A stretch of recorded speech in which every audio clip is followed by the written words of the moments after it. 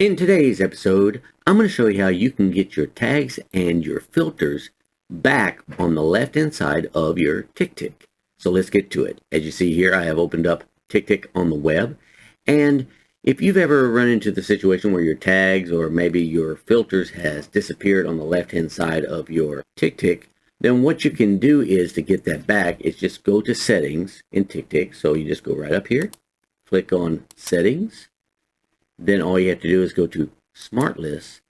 And the problem is that tags and filters is hidden.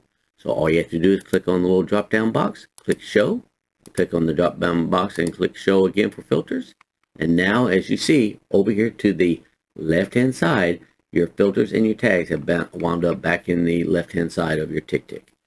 So I hope you all found this useful, and if you did, don't forget to hit that like button right down below, and if you want to see more of these videos in the near future, make sure you subscribe to my channel and hit that notification bell.